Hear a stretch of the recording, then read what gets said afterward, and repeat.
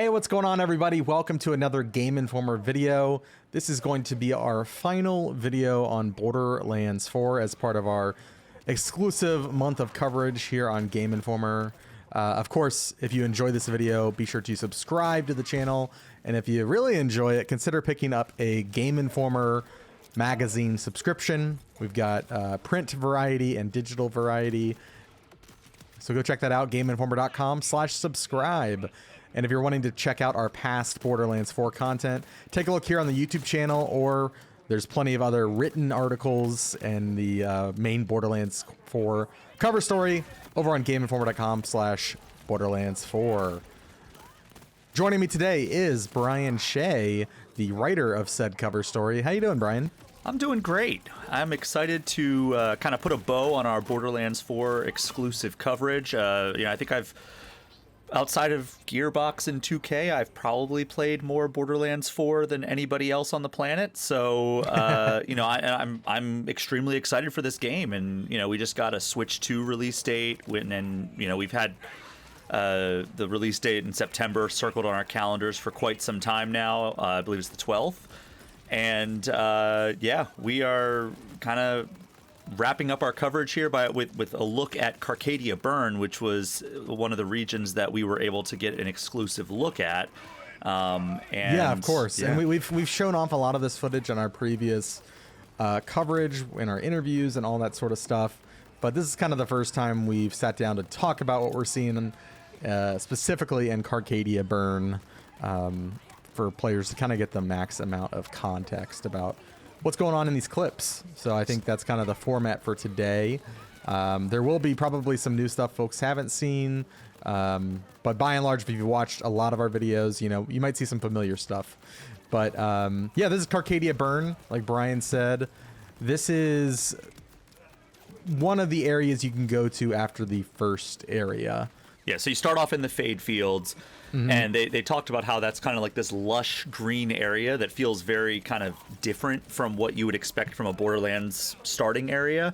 Usually you start in some kind of wasteland area, but they wanted to kind of show off that like the Fade Fields, it's kind of like more of like a vegetated area, and like it looks a little bit more like, not utopia, but like it looks like a lot more welcoming. And then once you complete the first few missions in that area, you can go in multiple directions. But one of those directions is Carcadia Burn, which we are seeing here. And this might look a lot more familiar to Borderlands fans as like, oh yeah, this looks like a Borderlands biome, because it very much takes that wasteland aesthetic. And the reason for that is, at the end of Borderlands 3, Elpis, the moon of Pandora, was teleported away from Pandora, and it ended up crashing in to Kairos, which is the planet. A cloaked planet at the time. Cloaked planet that nobody knew was there,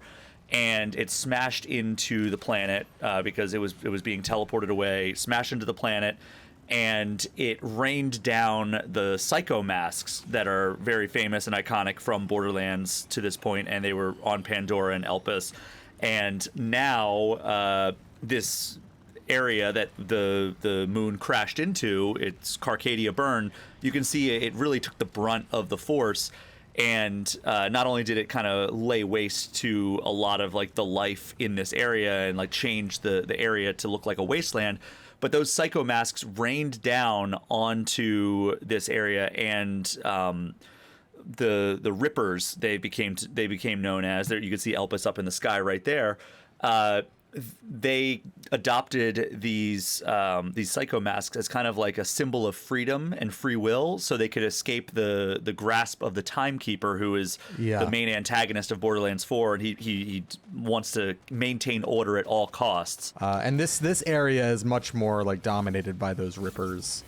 And this is their biome. And the Ripper Queen is kind of like the main character of this biome, but even though the Rippers are kind of like, they're valuing free will, and like that's kind of what the Vault Hunters are going for as well, they're not really like allies so much, because when they ripped this control bolt, that's how they get their name. They ripped the control bolts that were installed on them to control their free will. it also mutilates their bodies and it mutilates their minds. So they've kind of lost their minds in the pursuit of free will. So they're also hostile towards the Vault Hunters, in addition to the Timekeeper and his forces. Yeah, this is such a drastic color shift as well from like the vibrant greens of the Fade Fields that we've kind of shown off before. I really like the oranges in this area. It feels, older Borderlands game, kind of a sign of the times. Some of the more desolate areas are very desaturated in how they appear. Mm-hmm. And it's nice that, in Borderlands 4, there's just like this level of vibrancy in the color choice. That's really nice to look at. And even in areas that are like really arid and, desolate and broken, that there is still, personality. And I think that's a cool thing that's, feels a little new in maybe Borderlands 4. Granted, I skipped Borderlands 3, so, there's context there. But from the days back when I was playing this series a lot, kind of jumping back in, I was like, oh, this is nice. Like it feels like how I remember Borderlands feeling like. And then when you actually go back, it's like, oh, it's actually, much more vast and colorful than those old games. The open world is designed in a pretty different way than what we've seen in the Borderlands franchise traditionally. And, they kind of described it as like this kind of spoke design where it's like, there's a big hub area in the middle, and then as you go off into any direction, it kind of starts like, becoming a linear area in that direction that you go off in. This is designed as like a seamless open world where like you can go straight from the Fade Fields, and then you slowly start seeing that like vegetation fade away in favor of like grains of sand and the kind of like, orange tones that you're talking about before it's a full-on wasteland. So you can actually watch as it happens, and you just hop on your Digirunner, the kind of bike that we've seen a couple times in this footage, and you can go pretty much across the entire world.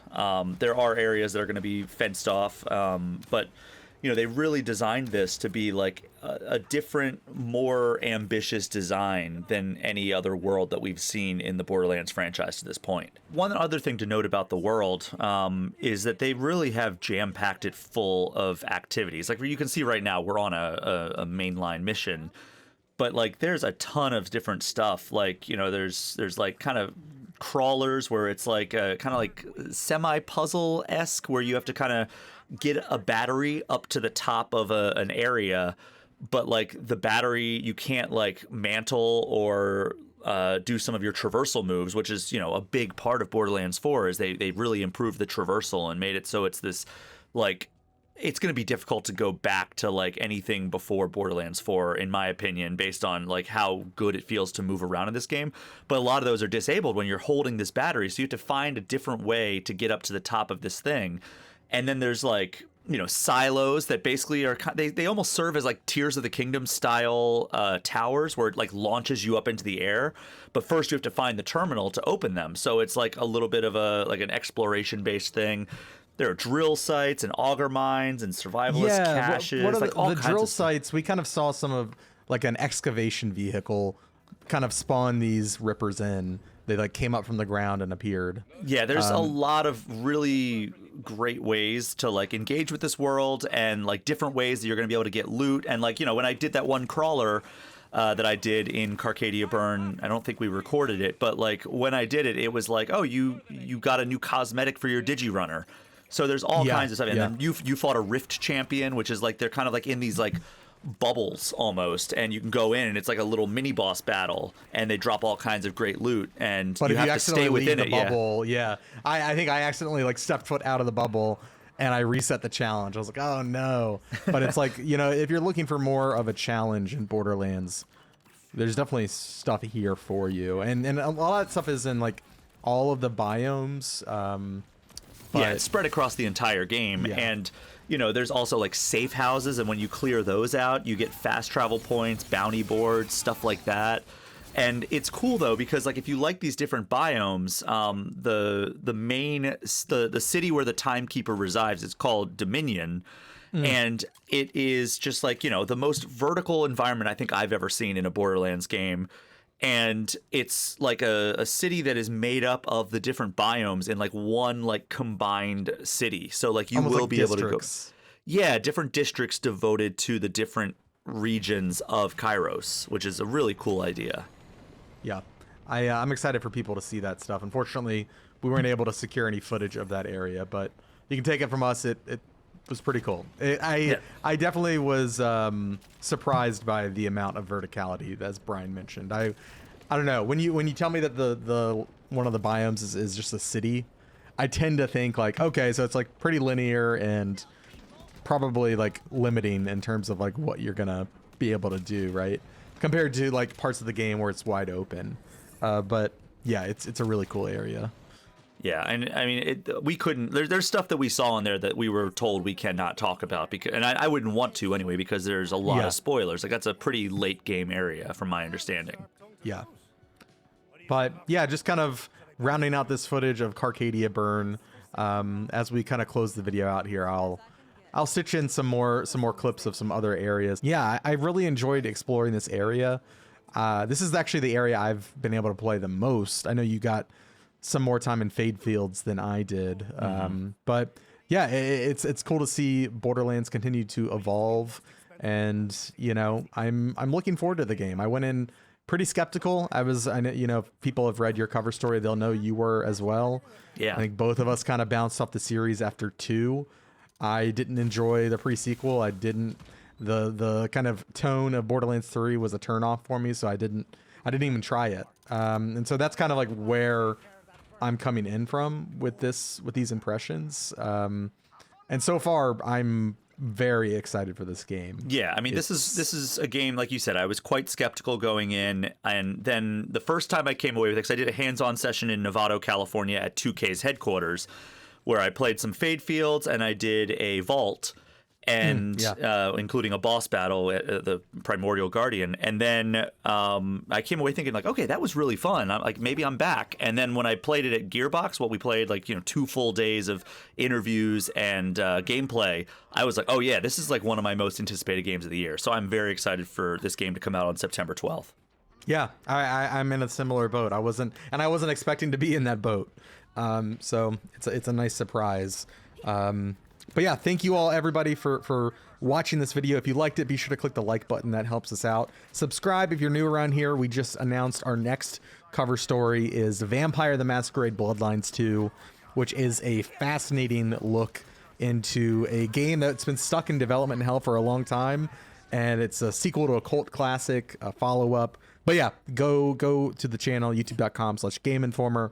Hit subscribe, and of course you can head over to gameinformer.com/Borderlands 4 and catch up on any of our Borderlands 4 content that you missed. Brian, thank you so much for joining me, and we'll see you in the next one.